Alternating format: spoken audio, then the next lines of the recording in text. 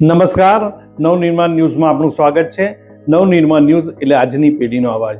ભગવાન શિવ અને નર્મદાનો સંવાદ। પૌરાણિક માન્યતા મુજબ જ્યારે માતા નર્મદાએ ભગવાન શિવની કઠોર તપસ્યા કરી ત્યારે શિવ તેમને વરદાન માગવા કહ્યું। નર્મદાજીએ વરદાન માગ્યું, જે પુણ્ય ફળ ગંગામાં સ્નાન કરવાથી મળે છે તે જ પુણ્ય માત્ર મારા દર્શનથી લોકોને પ્રાપ્ત થાય।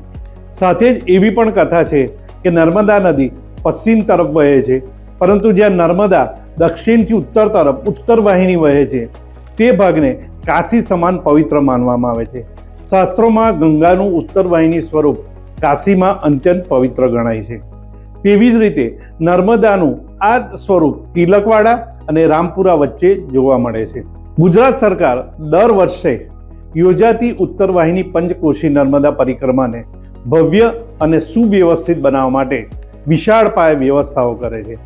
આ વર્ષે આગામી ફાગણ વદ અમાસના 29 માર્ચથી ચૈત્રવદ અમાસ 27 એપ્રિલ 2026 સુધી ચાલનારી આ 30 દિવસીય નર્મદા પરિક્રમા માટે પણ રાજ્ય સરકારે તાળામાર તૈયારીઓ શરૂ કરી દીધી છે। વડાપ્રધાન નરેન્દ્ર મોદીએ આપેલા વિકાસ ભી વિરાસત ભી મંત્રને અનુસરતા મુખ્યમંત્રી ભૂપેન્દ્ર પટેલ દ્વારા ગુજરાતમાં પણ ધાર્મિક અને સાંસ્કૃતિક પરંપરાઓના સંરક્ષણ સાથે આધુનિક સુવિધાઓના વિકાસ પર વિશેષ ધ્યાન આપવામાં આવી રહ્યું છે। મુખ્યમંત્રીના સંવેદનશીલ નેતૃત્વ તથા માર્ગદર્શન હેઠળ રાજ્ય સરકાર નર્મદા પંચકોશી પરિક્રમા માટે એવી વ્યવસ્થા ઊભી કરી રહી છે કે જેમાં શ્રદ્ધા, સુરક્ષા, સુવિધા ત્રણેયનો સુમેળ જોવા મળશે। નર્મદા પરિક્રમાર્થીઓની દુર્ગમ યાત્રાને સુગમ બનાવવા માટે મુખ્યમંત્રી ભૂપેન્દ્ર પટેલના નેતૃત્વ હેઠળ ગુજરાત પવિત્ર યાત્રાધામ વિકાસ બોર્ડ દ્વારા પરિક્રમા દરમિયાન ઉમટનાર હજારો શ્રદ્ધાળુઓને આરામદાયક સુવિધાઓ ઉપલબ્ધ થાય તે માટે અંદાજે ₹10 કરોડના ખર્ચે મોટા પાયે હંગામી તેમજ કાયમી માળખાકીય વ્યવસ્થાઓ ઊભી કરવામાં આવી રહી છે। શ્રદ્ધાળુઓની વધતી સંખ્યાને ધ્યાનમાં રાખીને વર્ષ 2025-26માં નર્મદા પરિક્રમા માટે લગભગ ₹5.41 કરોડના ખર્ચે હંગામી વ્યવસ્થાઓ વધુ મજબૂત બનાવવામાં આવી રહી છે।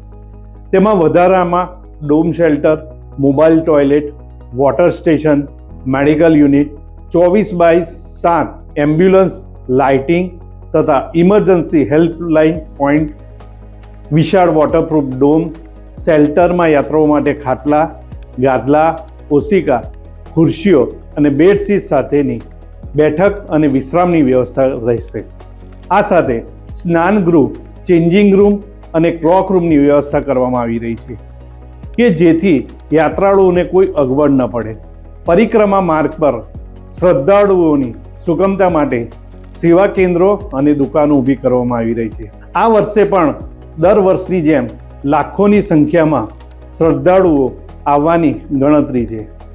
આ પરિક્રમામાં શ્રદ્ધાળુઓ માટે દેશ વિદેશમાંથી સેવા માટે દાન આવે છે, તેમાં કેટલાક ગુપ્ત દાન પણ આપે છે, જેનાથી જમણવારી તથા ચા નાસ્તાની વ્યવસ્થા 24 કલાક અવિરતપણે ચાલુ હોય છે।